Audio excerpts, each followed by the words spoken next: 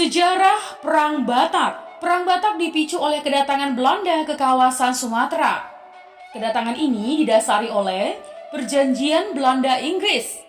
Ya, dalam perjanjian tersebut dinyatakan bahwa Inggris memberikan seluruh wilayah kekuasaannya di Sumatera kepada Belanda. Hal ini adalah awal mula Belanda melakukan monopoli di Sumatera. Iya teman, penobatan Sisingamangaraja 12 bersamaan dengan dimulainya Open Door Policy oleh Belanda. Politik ini bertujuan untuk mengamankan modal asing yang beroperasi di Hindia Belanda. Namun teman, Kesultanan Aceh kurang setuju dengan hal tersebut. Padahal seluruh wilayah Sumatera telah membuka kerjasama dengan Belanda. Pada saat itu, Aceh sedang dipimpin oleh Sisingamangaraja 12 yang dikenal dicintai oleh rakyatnya. Iya, di sisi lain wilayah di luar Aceh semuanya telah berada di bawah kekuasaan Belanda.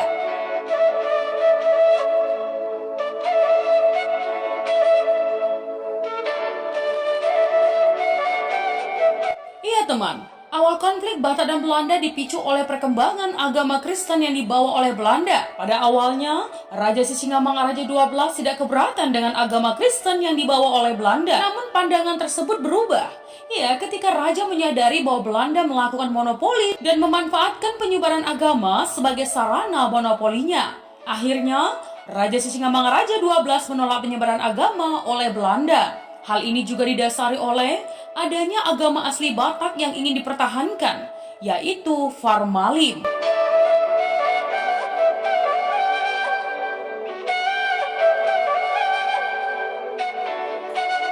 Masyarakat Batak mulai resah, ya karena para misionaris agama Kristen memiliki kedekatan dengan pemerintah Belanda. Untuk itu, Raja Sisingamangaraja 12 mulai melakukan pengusiran terhadap para misionaris tersebut. Ya, para misionaris tidak terima dengan pengusiran tersebut, teman. Mereka kemudian meminta bantuan kepada pemerintah Belanda. Nah, kejadian tersebut terjadi selama tahun 1877.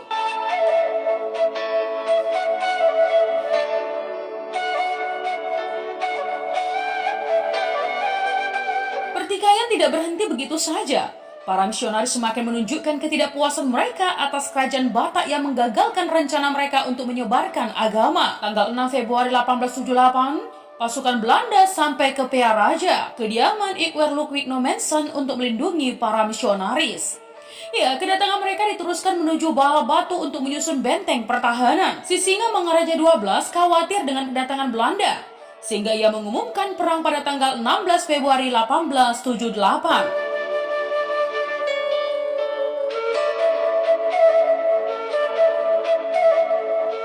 Mari kita lihat.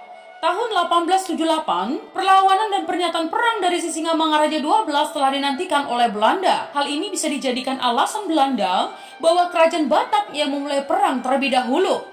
Untuk menghadapi serangan dari kerajaan Batak, Belanda mendatangkan Residen Boyle pada tanggal 14 Maret 1878 bersama dengan pasukan yang dipimpin oleh Kolonel Egles. Pada tanggal 1 Mei 1878, Bakara, pusat pemerintahan Sisingamangaraja 12 diserang oleh pasukan Belanda. Sayangnya Bakara berhasil ditaklukkan pada 3 Mei 1878.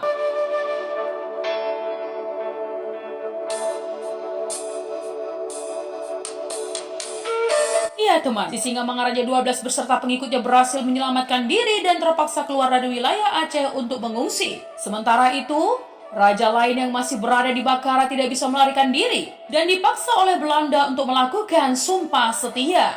Sisingamangaraja 12 tidak menyerah sampai di situ, teman. Meskipun Bakara sudah jatuh ke tangan Belanda, ia tetap melakukan gerilya. Sayangnya pada akhir Desember 1878, beberapa kawasan seperti Butar, Labu Siregar, Nagasaribu, dan Huta Gijang dapat ditaklukkan oleh Belanda. Pasukan Sisingamangaraja 12 lemah dalam hal persenjataan. Untuk itu, ia menjalin kerjasama dengan para tokoh pemimpin di Aceh dalam membuat taktik perang. Taktik yang digunakan adalah sembunyi-sembunyi, mirip dengan taktik gerilya.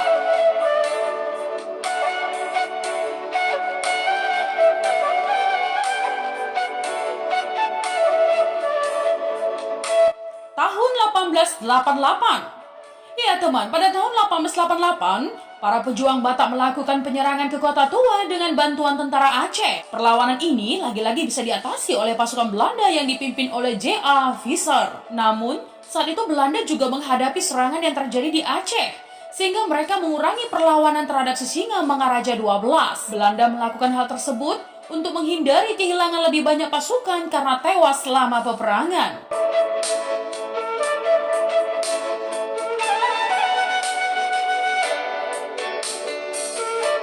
Tahun 1889, pasukan Sisingamangaraja 12 terus melancarkan perlawanannya di Lobutalu. Pada tanggal 8 Agustus 1889, pasukan tersebut kembali menyerang Belanda. Dalam perlawanan tersebut, seorang prajurit Belanda tewas hingga mereka harus mundur dari Lobutalu. Namun akhirnya Lobutalu bisa ditaklukkan kembali oleh Belanda setelah mereka mendapatkan bantuan dari perang. Pada tanggal 4 September 1889, Huta Paung juga mengalami kekalahan, teman. Pasukan Batak terpaksa ditarik mundur ke Pasingguran. Dalam upaya penarikan tersebut, teman, tiba-tiba pasukan Belanda melakukan penyerangan. Pertempuran sengit tidak bisa dihindari. Pasukan Batak dan Belanda saling menyerang tanpa ada yang mau mengalah. Belanda khawatir dengan perlawanan Sisingamangaraja 12 yang terus berlanjut sehingga mereka mencoba mengambil hatinya. Sisingamangaraja 12 dengan tegas menolak tawaran Belanda. Belanda tersinggung, teman, dengan jawaban Sisingamangaraja 12. Kemudian ia memanggil regu pencari jejak dari Afrika untuk mencarinya.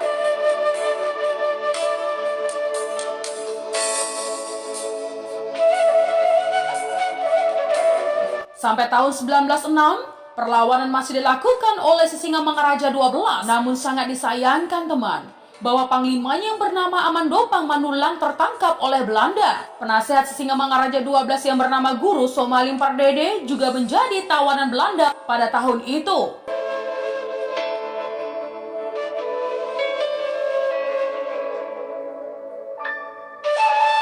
Tahun 1907, pasukan Belanda yang dipimpin oleh Kolonel Macan atau Brigade Setan mengepung Sisingamangaraja 12. Namun semangat sang raja belum padam dan tetap bertahan menghadapi serangan tersebut. Akhirnya, teman, istri dan putra-putri Sisingamangaraja 12 berhasil ditawan oleh Belanda. Kemudian disusul dengan ditangkapnya Raja Buntal, Pangkilim, Boru Situmorang, Ibunda Sisingamangaraja 12, Sunting Mariam, serta kerabatnya yang lain. Tewasnya Sisingamangaraja 12 dan tokoh-tokoh terlibat dalam Perang Batak. Sisingamangaraja 12 dianggap selalu mengobarkan perlawanan di seluruh Sumatera Utara. Kemudian untuk menanggulanginya, Belanda berjanji akan menobatkan Sisingamangaraja 12 menjadi Sultan Batak. Sisingamangaraja 12 tegas menolak iming-iming tersebut. Baginya, lebih baik mati daripada mengkhianati bangsa sendiri. Belanda semakin geram, teman, sehingga mendatangkan regu pencari jejak dari Afrika, untuk mencari persembunyian Sisingamangaraja 12.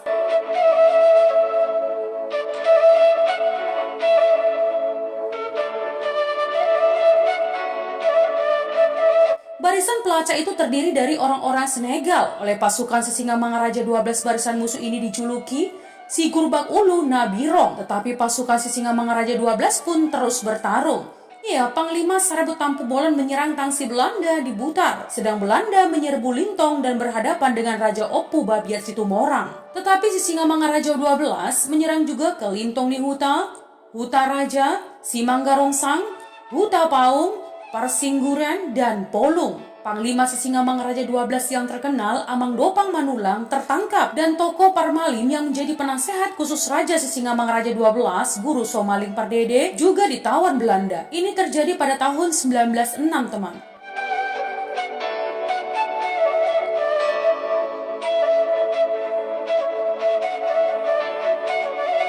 Tahun 1907, pasukan Belanda yang dinamakan Kolonel Macan atau Brigade Setan mengepung Sisingamangaraja 12. Tetapi Sisingamangaraja 12 tidak bersedia menyerah. Ia bertempur sampai titik darah penghabisan. Boru Sagala, istri Sisingamangaraja 12, ditangkap pasukan Belanda. Ikut tertangkap putra-putri Sisingamangaraja 12 yang masih kecil-kecil. Raja Buntal dan Pangkilim, menyusul Boru Situmorang, ibunda Sisingamangaraja 12, juga ditangkap. Kemudian Sunting Mariam, putri Sisingamangaraja 12, dan lain-lain.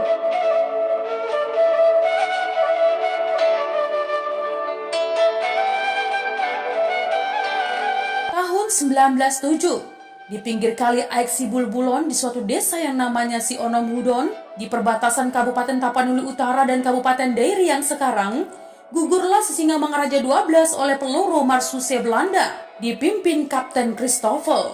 Sisingamangaraja 12 gugur bersama dua putranya Patuan Nagari dan Patuan Anggi, serta putrinya Lopian. Pengikut-pengikutnya terpencar dan berusaha terus mengadakan perlawanan, sedangkan keluarga Sisingamangaraja 12 yang masih hidup ditawan, dihina dan dinista. Ya, mereka pun ikut menjadi korban perjuangan. Gugurnya Sisingamangaraja 12 merupakan pertanda jatuhnya Tanah Batak ke tangan Belanda.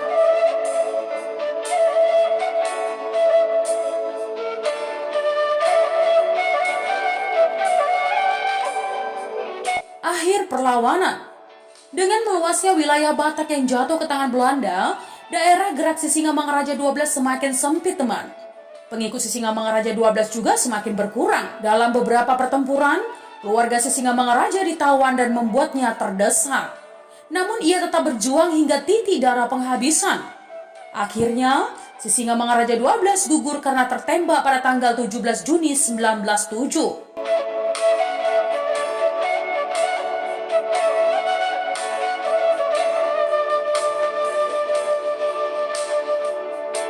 Ya, Perang Batak menyisakan banyak kesedihan, kehancuran, korban jiwa, serta penderitaan bagi masyarakat Batak. Keluarga mereka banyak yang terbunuh dan pemukiman hancur karena dibakar. Namun pihak Belanda mengalami krisis pendanaan setelah berhasil menaklukkan Batak. Pada saat itu, secara bersamaan, Belanda sedang menghadapi perlawanan rakyat Aceh, sehingga dana yang keluar cukup banyak. Dilihat dari sisi politik, dampak terbesar dari Perang Batak adalah jatuhnya wilayah Batak ke tangan Belanda. Sedangkan dari sisi ekonomi, Belanda semakin mudah melakukan monopoli perdagangannya yang merugikan rakyat.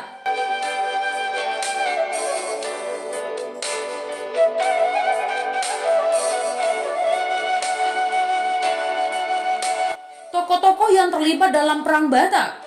Ya, siapa saja tokoh-tokoh yang terlibat dalam Perang Batak? Yang pertama, Sisingamangaraja 12, lahir pada tanggal 18 Februari 1845.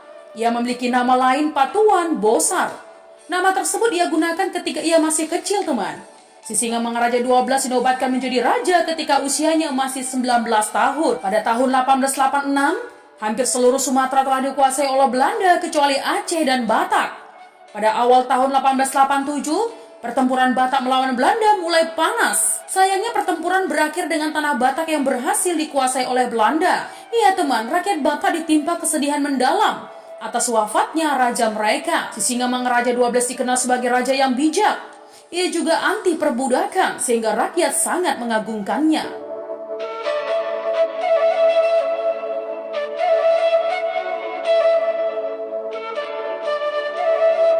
Yang kedua, Van Dellen. Godfried Conrad Ernst Van Dellen lahir di Makassar pada 23 Maret 1863. Pada tahun 1888, ia ditugaskan ke Aceh yang sudah mengalami peperangan hingga bertahun-tahun, teman. Tahun 1904, Van Dellen diperintahkan untuk mendamaikan perlawanan di Tanah Gayo dan Alas. Penugasan ini terdiri dari beberapa hal penting. Yang pertama, di Gajo Loyos, perlawanan harus dipatahkan. 12 penghulu didatangkan bersama-sama. Pilihan acak kepala daerah harus diakhiri, dan mantan pejabat harus dijamin kedudukannya. Di Tanah Alas, perlawanan juga harus dipatahkan. Akhirnya, kedatangannya di Tanah Batak dan Pakpak hanyalah untuk mencari musuh, teman. Ia meninggal di Den Haag pada 22 Februari 1930 pada usia 66 tahun.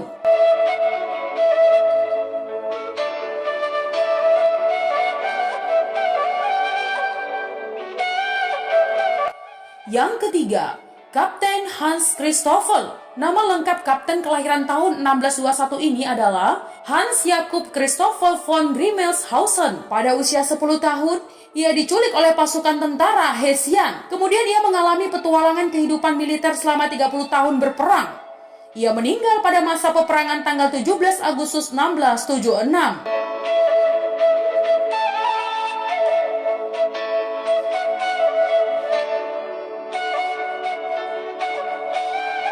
Yang keempat, Pendeta Nommensen.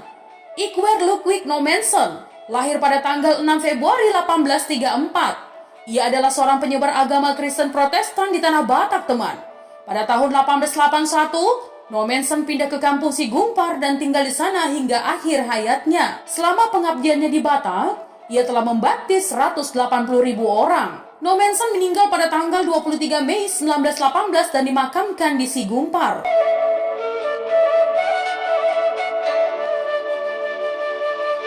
Sejarah lahirnya kekristenan di suku Batak.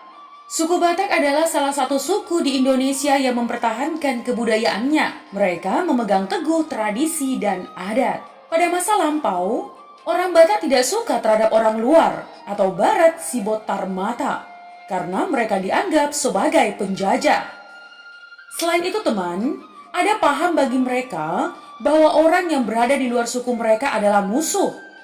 Sebab masa itu sering terjadi perang antar suku.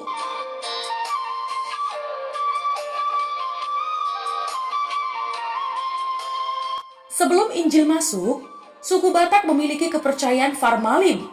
Kehidupan agamanya bercampur teman, antara penganut kepercayaan animisme, dinamisme, dan magi. Ada banyak nama dewa atau begu atau setan yang disembah, seperti Begu Jau atau dewa yang tidak dikenal orang, Begu Atuk atau dewa yang memukul kepala seseorang sebelum ia mati, Begu Seherut atau dewa yang membuat orang kurus tinggal kulit, dan lainnya.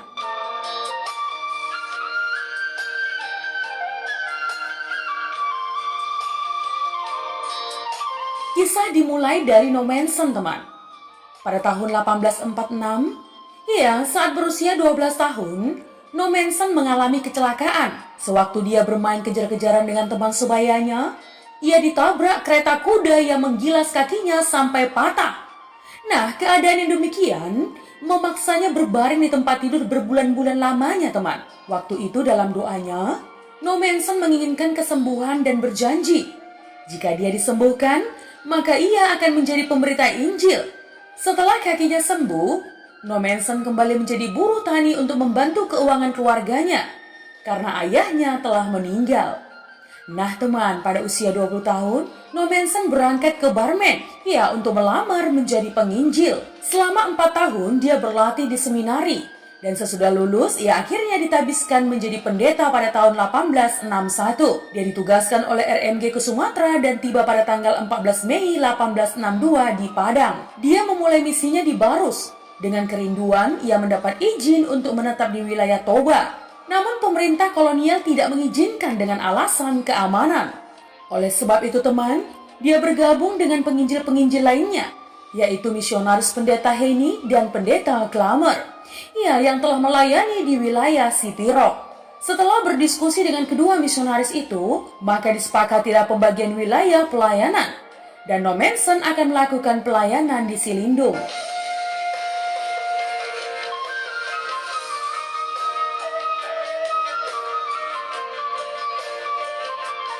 Teman, kunjungan pertama ke Tarutung dilakukan pada 11 November 1863. Pada kunjungan pertama ini, Nommensen diterima oleh Opu Pasang atau Opu Tunggul dan tinggal di rumahnya. Dari situ Nommensen kembali ke Sipirok untuk mempersiapkan segala sesuatu yang diperlukan dalam pelayanannya. Pada pertengahan tahun berikutnya 1864, Nommensen membawa semua perlengkapan beranjak kembali ke Tarutung dan tiba di Tarutung pada tanggal 7 Mei 1864. Nommensen kembali ke rumah Opu Pasang atau Opu Tunggul. Namun ia ditolak teman. Nommensen lalu pergi ke desa lain dan sampai di desa Raja Aman dari Lumban Tobing. Nommensen berharap Raja Aman dari Lumban Tobing bersedia mengizinkannya untuk tinggal di atas lumbung padinya. Akan tetapi Raja Aman Lumban Tobing sedang pergi ke desa lain membawa istrinya yang sedang sakit keras teman.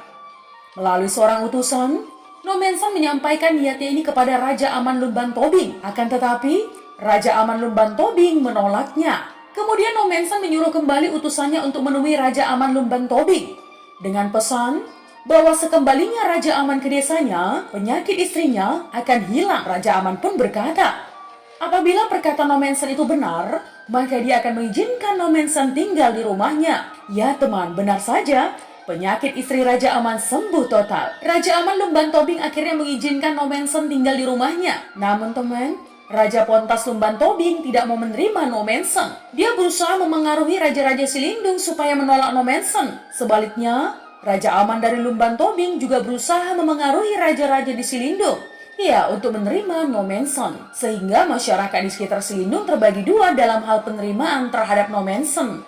Walaupun masyarakat Silindung terbagi dua atau ada yang menerima dan ada pula yang menolak Nomensen, namun Nomensen tidak kekurangan apapun di Tarutung, dan ia pun memulai pelayanannya dalam pengabaran Injil.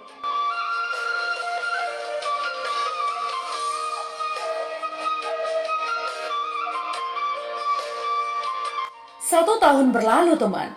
Tepatnya pada tanggal 27 Agustus 1865, Nomensen dapat melaksanakan pembaptisan pertama kepada satu orang Batak.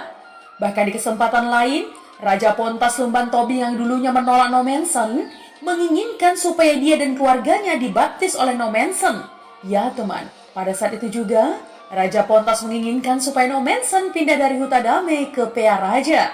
Setelah Raja Pontas dan keluarganya masuk Kristen, masyarakat Silindung makin banyak masuk Kristen. Sejalan dengan pertumbuhan gereja di Silindung, Nomensen membuka sekolah guru di Pansur Napitu. Lulusan sekolah ini menjadi guru Injil dan guru sekolah. Di kemudian hari, sekolah ini dipindahkan ke Sipaholon. Kemudian Nomensen membuka pos penginjilan baru di Sigumpar, teman.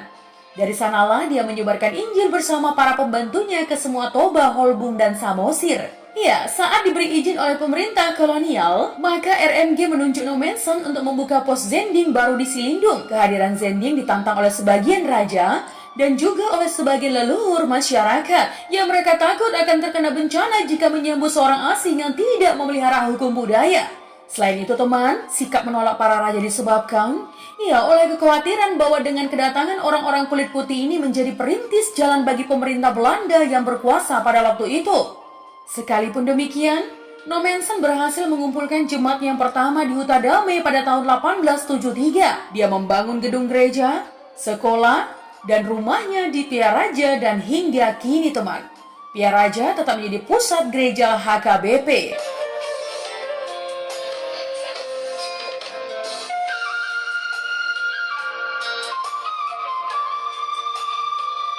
Ya, teman, karena kehadiran para misionaris tidak disetujui oleh sebagian raja, terutama oleh mereka yang berpihak kepada Sisingamangaraja 12, maka pada bulan Januari 1878, Sisingamangaraja sebagai raja yang menurut pengakuannya sendiri memiliki kedaulatan atas Silindung. Mereka memberi ultimatum kepada para Zendeling RMG untuk mereka segera meninggalkan Silindung. Pada akhir Januari, Nomensen meminta kepada pemerintah kolonial Belanda untuk mengirimkan tentara untuk segera menaklukkan tanah Batak yang pada saat itu sedang merdeka. Pada awal tahun 1878, teman, pasukan pertama di bawah pimpinan Kapten Scheltens bersama dengan Kontrolir Huevel menuju Pearaja dan disambut oleh Nomensen. Bulan Februari hingga Maret, teman, 380 pasukan tambahan dan 100 narapidana didatangkan dari Sibolga. Februari 1878, ekspedisi militer untuk menumpaskan pasukan Sisingamangaraja pun dimulai. Penginjil Nomensen dan Simonoid mendampingi pasukan Belanda selama ekspedisi militer yang dikenal sebagai Perang Toba I. Keduanya menjadi petunjuk jalan dan penerjemah, teman, serta malah dianggap ikut berperan dalam menentukan kampung-kampung mana yang akan dibakar. Sesudah ekspedisi militer berakhir, puluhan kampung termasuk markas Sisingamangaraja dibakar, di bumi hanguskan.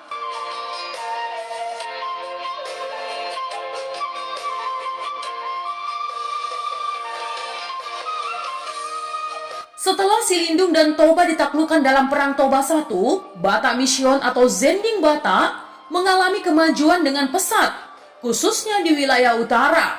Nomensen berhasil meyakinkan ratusan raja untuk berhenti mengadakan perlawanan. Tentunya hal ini dapat terjadi setelah Nomensen meyakinkan kembali masyarakat bahwa dia bukan kaki tangan Belanda dan kedatangannya untuk membawa berita baik. Hal ini nampak dalam gerakan keseharian Nomensen bagi orang-orang Batak waktu itu, teman. Contohnya saja, teman, beberapa raja yang mulai bersikap baik padanya adalah Raja Pontas Lumban Tobing, Sipahutar, Oppu Hatobung di Pansur Napitu, Kalibonar di Pahae, Oppu Batu Tahan di Balige, dan lainnya. Pada tahun 1881, Nomensen berpindah lokasi ke kampung Sigumpar, dan dia tinggal di sana sampai akhir hayatnya. Nah, teman, pada tahun kematiannya, Batak Mission atau Cikal Bakal Huria Kristen Batak Protestan atau disingkat HKBP mencatat jumlah orang Batak yang dibaptis telah mencapai 180.000 orang. Iya, Nomensen membawa tatanan hidup dari ribuan orang yang baru masuk menjadi Kristen. Nomensen mengajarkan bagi mereka satu tatanan yang baru.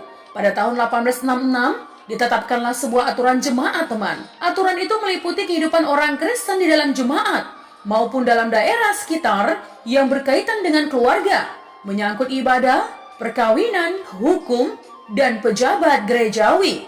Di samping itu, teman, Nomensen menerjemahkan kitab suci ke dalam bahasa Batak. Dia menerbitkan cerita-cerita Batak dan juga cerita-cerita perjanjian lama. Dia juga berusaha memperbaiki pertanian, peternakan, meminjamkan modal, dan menebus hamba-hamba dari tuannya. Kelakuan baik Nomensen dikenang oleh semua orang Batak.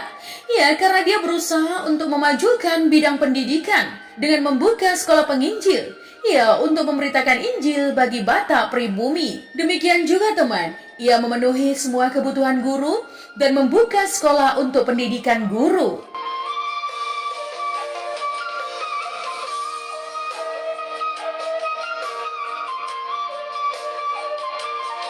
Karena kecakapan dan jasa-jasanya dalam pekerjaan penginjilan, maka pimpinan RMG pada tahun 1881 mengangkat Nomensen sebagai Eporus. Posisi ini diembannya sampai akhir hidupnya. Di hari ulang tahunnya yang ke-70, Nomensen memperoleh gelar Doktor Honoris Causa dari Universitas Bonn. Pada tahun 1911, teman, dia memperoleh penghargaan dari Kerajaan Belanda dengan dinaikkannya sebagai Officer Ordo Oranye Nassau.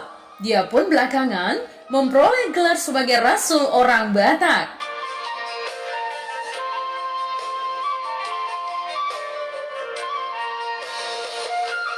Ya, kematiannya, teman. Nomensen meninggal pada tahun 23 Mei 1918 pada umur 84 tahun.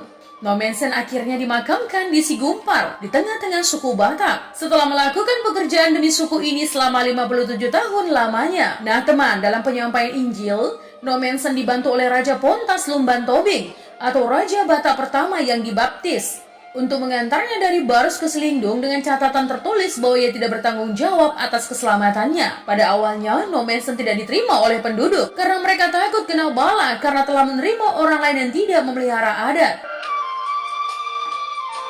Pada satu saat, diadakan pesta nenek moyang si atas barita, teman. Biasanya disembelih korban. Saat itu sesudah kerasukan roh, si baso atau pengantara orang-orang halus menyuruh orang banyak untuk membunuh Nomensen sebagai korban. Dalam keadaan seperti itu, Nomensen hadir ke permukaan dan berkata kepada orang banyak, "Roh yang berbicara melalui orang ini sudah banyak memperdaya kalian. Itu bukan roh si atas barita nenekmu, melainkan roh jahat. Masakan nenekmu menuntut darah salah satu dari keturunannya?" Segera si baso jatuh ke tanah.